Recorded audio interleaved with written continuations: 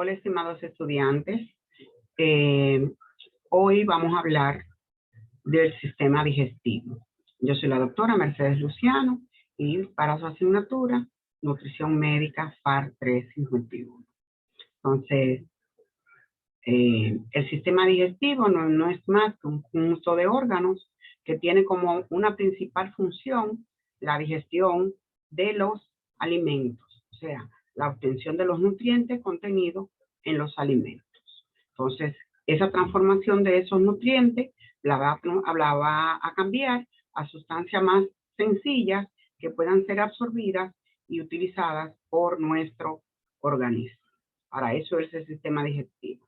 Las partes alimenticias que no son absorbidas van a ser eliminadas del cuerpo como desecho en forma de materia fecal. La digestión se reduce reduce los alimentos de dos formas.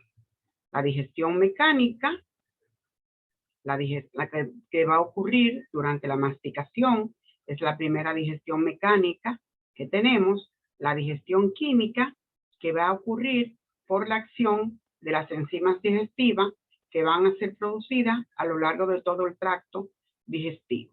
O sea, digestión mecánica, masticación, la trituración de los alimentos. Entonces, esa es la importancia de la cavidad bucal. El sistema digestivo contiene la cavidad bucal, la faringe, el esófago, el estómago, el intestino delgado, y ese intestino delgado se divide en duodeno, yeyuno e ileón. Está el intestino grueso, que se divide en ciego, el colon ascendente, colon transverso, colon descendente, colon sigmoideo, el recto y por último el orificio de salida, que es el ano. Están las otras partes del sistema digestivo, los accesorios, como son la lengua, las piezas dentarias, los 8 incisivos, 4 caninos, 8 premolares y 12 molares, la vesícula biliar y el apéndice veriforme, que son el apéndice no sirve para nada, pero para que los cirujanos cobren. Entonces, están las glándulas accesorias del sistema digestivo, como son las glándulas salivales, como son 6 glándulas, las parótidas, las submaxilares y las sublinguales. Está la glándula hepática, que es una, el hígado, la glándula pancreática, que es una, el páncreas. Están las funciones de la cavidad bucal. Las funciones de la cavidad bucal es la primera, que es como le dije ahorita, la digestión mecánica, que es la masticación, la insalivación, que es envolver el bolo alimentario con la saliva, humedecerlo con la saliva, el sentido del gusto, que es también lo que corresponde a nuestra función nutricional, el habla o la fonación, que corresponde ya a otro sistema, y la deglución. O sea, de todo lo que está ahí, lo único que no corresponde a la función nutricional es el habla. Entonces, la masticación, la insalivación, el sentido del gusto, la deglución, son las funciones nutricionales de la cavidad bucal. Entonces, las funciones de la lengua están acomodar el alimento durante la masticación. Cuando el individuo no tiene lengua, hay que dar los alimentos en otra forma. Cuando el individuo tiene cualquier proceso en la cavidad bucal, tiene que darle los alimentos triturados. Entonces, por eso la lengua acomoda el alimento durante la masticación. También se encarga de formar el bolo alimentario y mezclar los alimentos con la saliva. O sea que tiene que ver en el proceso de salivación, de envolver los alimentos con la saliva. Colabora con la deglución porque se encarga de empujar el alimento hacia atrás para la deglución y forma parte del sentido del gusto. O sea, todos son funciones de la lengua. La otra función de la lengua es la fonación, pero que no tiene que ver con la función nutricional. Con la función nutricional está acomodar el alimento, formar el bolo alimenticio, mezclar los alimentos con la saliva, colaborar en la deglución y el sentido del gusto. La fonación sale de la función nutricional de la lengua. Por otro lado está la saliva, que es un líquido transparente de viscosidad variable, que está segregado por las glándulas salivales. Tiene en su composición química agua en 1,25%, enzimas como tialino, lisocina, mucina, proteínas, glúcidos, sales minerales y leucocitos como parte. La función de la saliva es una función digestiva, contiene enzimas como son la tialina, que van a actuar desdoblando los hidratos de carbono y la digestión de los hidratos de carbono se inicia en la boca. Tiene función mecánica que ejerce una acción lubricante para poder pasar por el esófago. Sin la saliva hay que triturar. Los pacientes que tienen alteración en la secreción de las glándulas salivales, hay que darle los alimentos húmedos. Hay que cambiarle la forma de presentación de los alimentos porque la saliva tiene una acción lubricante. Si no, imagínense cómo pasaría los alimentos por el esófago. Tiene una acción antimicrobiana y neutralización de los ácidos, y la secreción diaria de saliva es alrededor, en promedio, de 1,5 litros. Habrán personas que menos, habrán personas que más. Eso va a depender de qué tan hidratado esté el paciente y de la composición corporal del paciente, del tamaño corporal. Entonces, las funciones de la saliva, todas son nutricionales. Todas son la función digestiva, la función mecánica para bajar los alimentos, la antimicrobiana y la neutralización de los ácidos.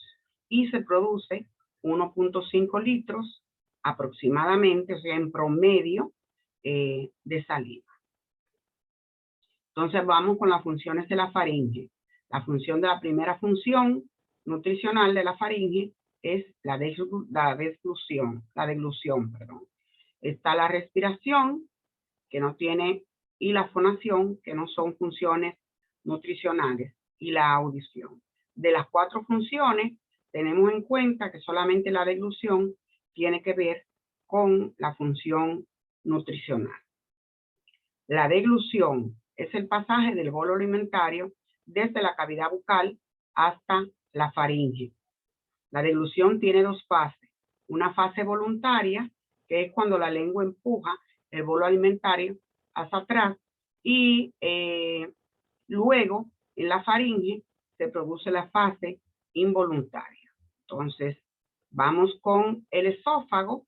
El esófago es un tubo muscular de 1,20 centímetros de longitud aproximadamente, y tiene la función de comunicar la faringe con el estómago. O sea, el esófago se encarga del paso. La función del esófago es puramente nutricional, porque se encarga del paso de los alimentos desde la faringe hacia el estómago.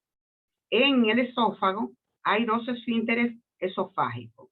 Está el esfínter esofágico superior y el esfínter esofágico inferior. Tiene alrededor de 10 pulgadas, 10 pulgadas o 25 centímetros de longitud. La función del esófago es puramente nutricional. Transportar el bolo alimentario desde la faringe hacia el estómago. Pura y llanamente nutricional. Entonces, cuando el bolo alimenticio se pone en contacto con las paredes del esófago, los músculos se van a contraer y se van a dilatar, y en el esófago es que se inicia el proceso llamado peristalsis. O sea, el peristaltismo es el proceso durante los músculos se contraen y se relajan en el esófago. Ahí inicia. Entonces, son ondas de contracción y de relajación que se van a distribuir por todo el tracto. Entonces, esto que ustedes ven aquí va contrayendo y va propulsando el alimento hacia adelante hasta llegar al estómago. Ese es, aquí en el esófago, es que se inicia el peristaltismo.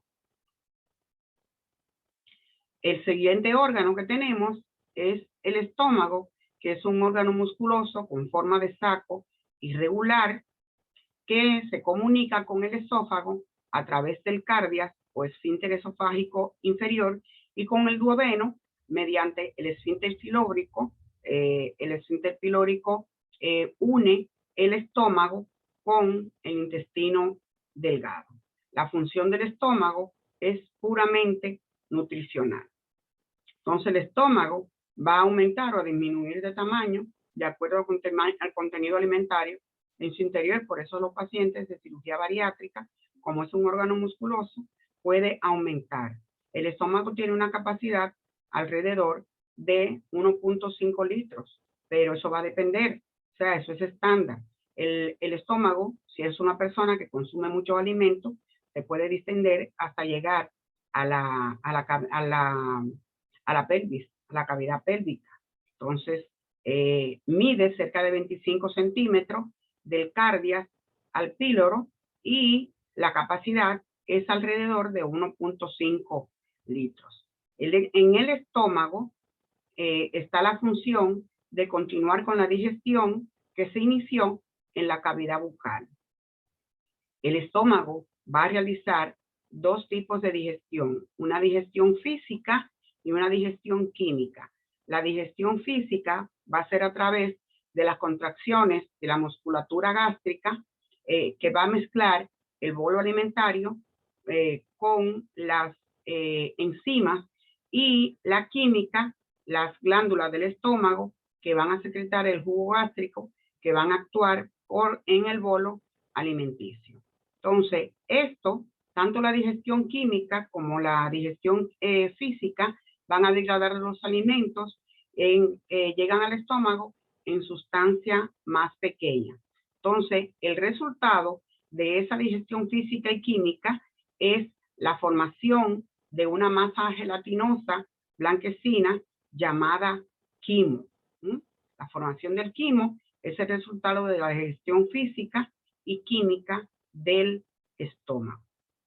Entonces, la secreción del ácido clorhídrico se estimula mediante la masticación, mediante la deglución, los alimentos, la presencia de alimentos en el estómago y los actos reflejos como son oler, ver o pensar. O sea, es la fase cefálica que va a estimular la secreción de ácido clorhídrico. Por eso se restringe el uso de goma de mascar en los pacientes que tienen gastritis para evitar la secreción del ácido clorhídrico. Entonces, además del jugo gástrico, el estómago tiene glándulas mucosas que producen mucina, que son las que van a proteger la mucosa del estómago de la acción digestiva de las enzimas propias del estómago y del ácido clorhídrico. Entonces, hay células en la mucosa que elaboran un factor intrínseco gástrico o el factor intrínseco de Kastler, que es la glucoproteína que sirve de taxi a la vitamina B12, la lleva desde el estómago hasta las vellosidades intestinales. Sin el factor intrínseco de Kastler, sin el factor intrínseco gástrico, no se puede metabolizar ni absorber la vitamina B12, ya que es el taxi que la lleva desde el estómago hasta las vellosidades intestinales. El intestino delgado es la porción del tracto digestivo que se ubica entre el estómago y el intestino grueso y comienza en el esfínter pilórico y se extiende hasta la válvula ileocecal, hasta el esfínter ileocecal. Entonces, el intestino delgado tiene alrededor de 6 a 7 metros de longitud. Pero esa longitud, esa superficie aumenta notablemente con la presencia de las vellosidades intestinales. Las vellosidades intestinales son como unos deditos que van a estar presentes en toda la pared del intestino delgado. Esos vellitos, en cada milímetro cuadrado, hay alrededor entre 30 y 40 vellosidades, y esas vellosidades tienen microvellosidades que a su vez van a continuar la absorción de los alimentos. La absorción real de los alimentos, de los nutrientes contenidos en los alimentos, está en el intestino delgado. Que hay una mayor cantidad de vellosidades en el yeyuno que en el ilio. Entonces, los nutrientes contenidos en los alimentos van a pasar por, van a ser absorbidos en las vellosidades intestinales y van a pasar a los capilares arteriales y venosos, y los lípidos van a pasar al capilar linfático. Entonces, cada vellosidad tiene de 0.5 a 1 milímetro de altura, y el intestino delgado se divide en 3 porciones, 3 importantes porciones, como son el duodeno, el yeyuno y el ilio. El duodeno tiene 4 porciones. La primera porción del duodeno, la segunda porción del duodeno, que es la que tiene la importancia química, ya que en la segunda porción es que están los conductos donde van a ser vertidos los líquidos biliares y pancreáticos para la digestión de los alimentos y la obtención de los nutrientes. Entonces está el yeyuno y el ilio, y el apéndice iliocecal, como había hablado, o apéndice vermiforme, como había hablado en un inicio. El duodeno es una porción corta, fija, con una forma de C, está entre el píloro y el yeyuno, tiene una longitud alrededor de 25 centímetros, y en el duodeno desembocan 2 importantes conductos. El conducto que conduce el jugo pancreático, que se elabora en el páncreas, y el conducto colédoco, que va a verter la bilis que procede de la vesícula biliar. Entonces, la primera porción, la segunda porción, la tercera porción y la cuarta porción. Aquí, ya a partir de aquí, pasa a ser yeyuno. Está el yeyuno ilion, es una porción larga y móvil, de 6 a 7 metros. Está entre el duodeno y el ciego.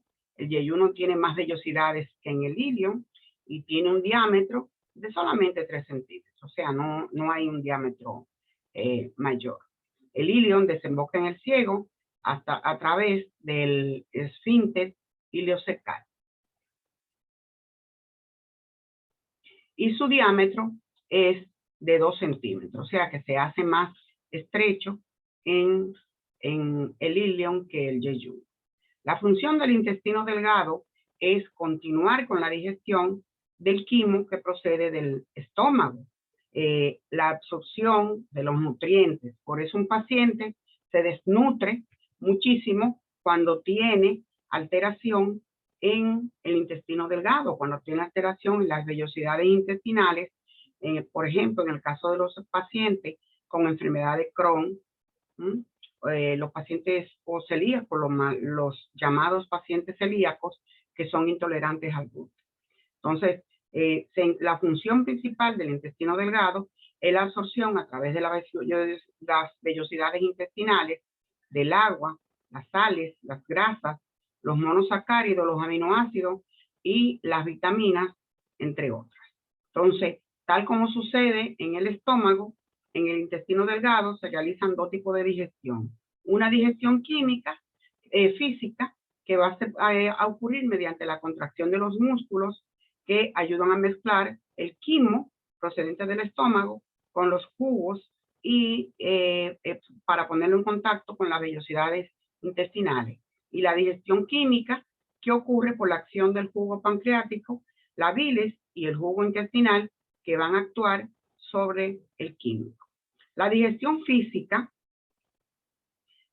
ocurre con dos movimientos que realiza el intestino delgado.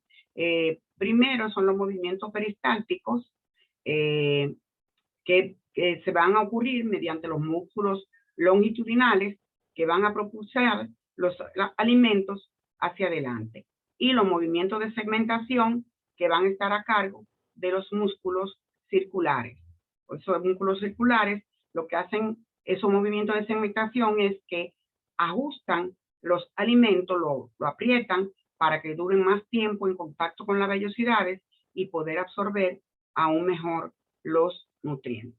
Entonces, aquí está un dibujito, un esquemita de los movimientos peristálticos, que es para la progresión del tránsito intestinal, y los movimientos de segmentación, que son contracciones rítmicas sin progresión, sino solo para que los alimentos estén mayor tiempo en contacto con las vellosidades y poder ser absorbidos. El jugo pancreático está formado por agua, por bicarbonato y por enzimas, como son la tripsina, que actúa sobre las proteínas para desdoblar las proteínas en aminoácidos, las amilasas, que actúan sobre los hidratos de carbono para transformarlo en disacáridos, y la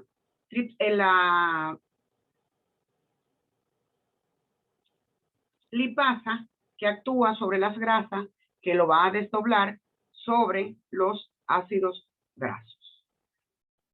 Entonces, el jugo intestinal está formado por agua, por mucina, minerales, bicarbonato y las enzimas dipeptidasas, las disacaridasas y la enteroquinasa.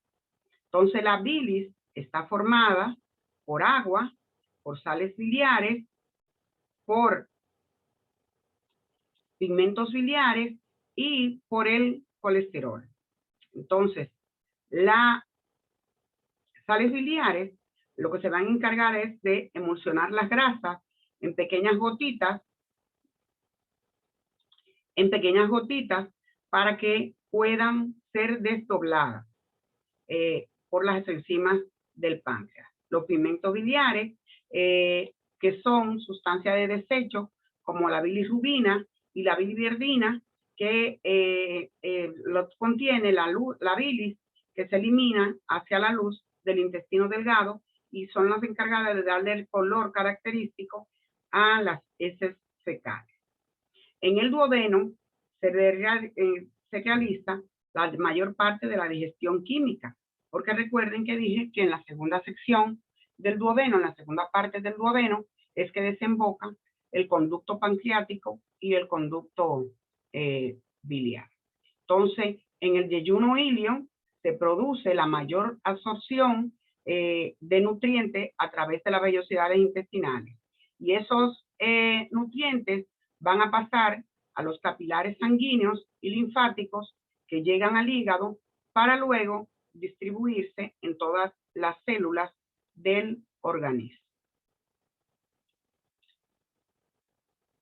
Las funciones del hígado. Bueno, las funciones del hígado está la producción de bilis, que se produce de 0.5 a 1 litro por día. El hígado participa en el metabolismo de los hidratos de carbono, participa en el metabolismo de los lípidos, participa en la síntesis de proteínas plasmáticas, participa en la transformación de amonio en urea y en la formación de los factores coagulantes, como también en el depósito de glucosa en forma de glucógeno, de hierro y de vitamina B12, entre otras numerosas funciones más. Este es nuestro querido hígado, esa es la vesícula, esos son los conductos biliares que bajan a la segunda porción del duodeno conjuntamente con el conducto pancreático, que desembocan en la ampolla de Vater. Entonces, el esfínter se llama esfínter de Oddi.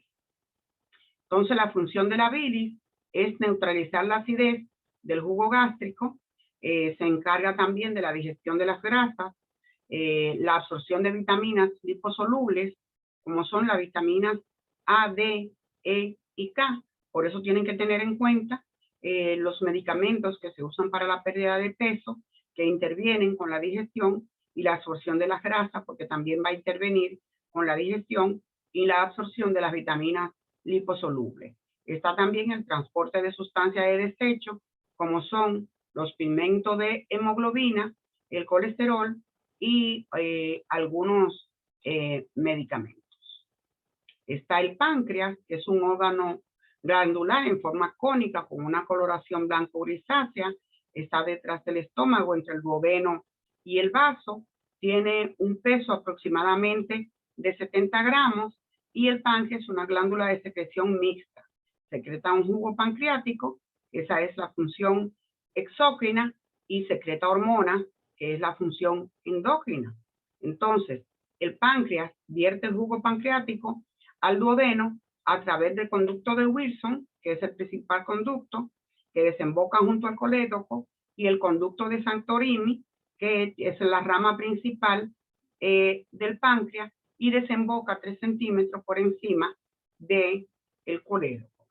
Entonces, aquí está nuestro querido páncreas. Las hormonas que van a regular la digestión son la gastrina, que se produce en el estómago, aumenta las contracciones del cardio para evitar el reflujo gástrico y estimula la producción de ácido clorhídrico. Por eso los pacientes que han sido sometidos a cirugía bariátrica tienen una mayor cantidad de reflujo gástrico que los pacientes normales, porque hay una menor secreción de gastrina.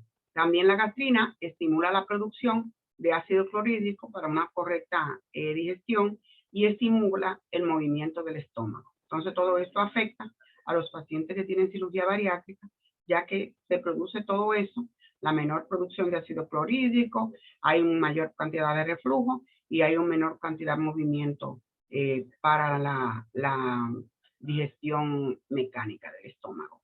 Está la secretina, que se produce en el duodeno, aumenta las contracciones del píloro, evitando el reflujo del intestino hacia el estómago, haciendo que lo que está en el intestino delgado se quede en el intestino delgado, y estimula el páncreas para que se produzca bicarbonato con el fin de neutralizar el ácido del quimo. Entonces, la otra hormona que regula la digestión es la colecistoquinina, que se produce en el duodeno y estimula los movimientos intestinales, estimula el vaciado de la vesícula biliar, la colecistoquinina, y la secreción del jugo pancreático. Entonces, la colecistoquinina se estimula con la digestión de ácidos grasos. Entonces, provoca una mayor sensación de saciedad. Por eso no debe haber ninguna ingesta sin lípidos para estimular la secreción de colecistoquinina. Por otro lado, continuamos con el intestino grueso, que tiene una longitud de 1.5 metros, es mucho más corto que el duodeno, tiene una porción, es la porción terminal del sistema digestivo y está separado del intestino delgado por medio del esfínter ileocecal. Lo que llega al intestino grueso no puede devolverse para el intestino delgado porque provocaría una translocación bacteriana. Entonces, cuando se distiende la porción final del ilion, el esfínter ileocecal se relaja y el quimo va a pasar al intestino grueso. O sea, al intestino grueso va a llegar todo lo que no ha sido absorbido en el intestino delgado. Llega a la porción final del ilion y entonces se relaja el esfínter ileocecal y el quimo con los restantes alimentarios van a pasar al intestino grueso. Esto es el intestino, el esfínter ileocecal, y como ustedes ven ahí, hay una válvula ileocecal que hay algunos cirujanos, principalmente los que tienen poca práctica, que cuando se llevan el apéndice, se llevan también la válvula ileocecal, y eso hace que parte de la sustancia que están en el intestino grueso pasen hacia el intestino delgado. Las válvulas impiden que se devuelva todo lo que está en el intestino grueso hacia el intestino delgado. El intestino grueso recibe el quimo y finaliza en el intestino grueso el proceso de digestión. Y la principal función del intestino grueso es concentrar y almacenar los desechos sólidos y transformar el quimo en materia fecal. Las células presentes en la mucosa del colon van a reabsorber agua del quimo y sales minerales y algunas vitaminas. Por eso se aconseja mantenerse hidratado y evacuar con la mayor regularidad posible, porque mientras más se contienen las heces fecales, más agua van a absorber las paredes del intestino grueso.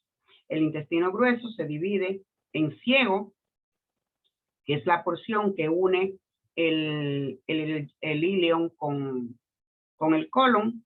Sigue el colon, el recto. El ciego, que tiene una forma de saco y contiene el apéndice veriforme o apéndice fecal.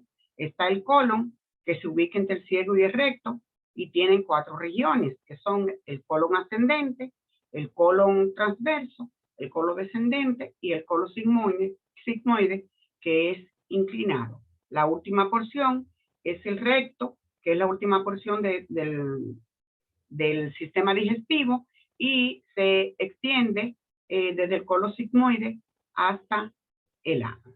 Entonces, esto es el colon. Está aquí el apéndice, el ciego, colon ascendente, colon transverso, colon descendente, colon sigmoideo, recto y ano, que es la parte final del intestino grueso. Entonces, el recto, que es la última porción, es la última porción del sistema digestivo, que está entre el colon sigmoide y el ano, y tiene una longitud aproximadamente de unos 20 centímetros. La función del recto es almacenar la materia fecal para luego ser expulsada por la apertura anal. La absorción de los nutrientes, entonces, se va a llevar a cabo de la siguiente forma. El agua que se va a absorber por ósmosis en el estómago e intestino, el sodio que se va, los minerales como el sodio, el calcio y el magnesio, se absorben por medio de transporte activo. Las vitaminas, la vitamina del complejo B y la vitamina C se absorben por difusión pasiva, y las vitaminas liposolubles se absorben junto con los lípidos mediante la pinocitosis. Entonces, los hidratos de carbono, la glucosa y la galactosa se van a absorber por transporte activo, mientras que la fructosa lo hace por difusión facilitada en la porción final del ilio. Y los lípidos, que son emulsionados por las sales biliares en pequeñas gotitas o micelas, que van a atravesar las vellosidades intestinales por difusión simple. Las proteínas se van a absorber por difusión simple, facilitada y por transporte activo. O sea, se absorben de las 3 formas. La absorción va a tener lugar en el intestino delgado y van a ingresar a las células de la mucosa intestinales.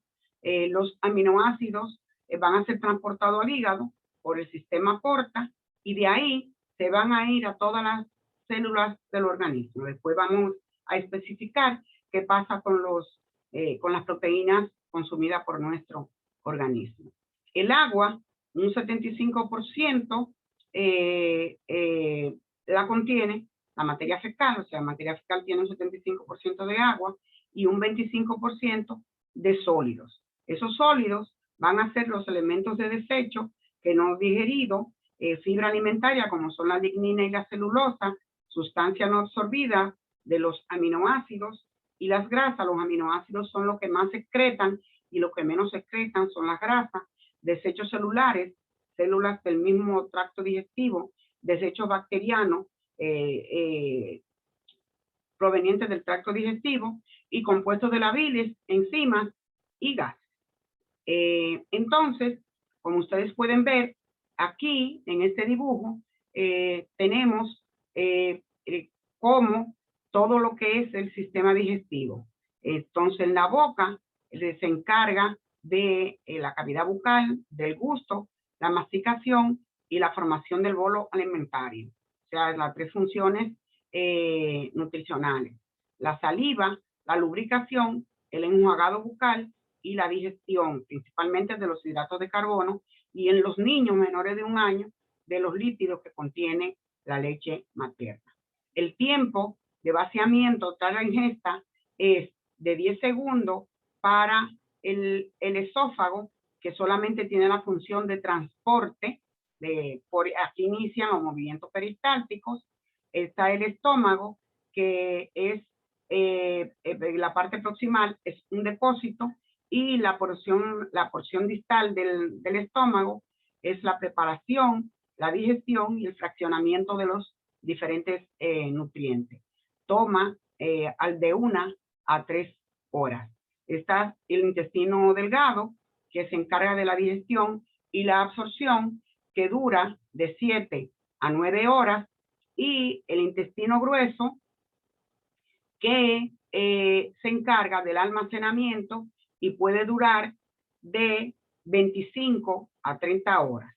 En el ciego, en el recto, las heces fecales pueden llegar a durar entre 30 y 120 horas.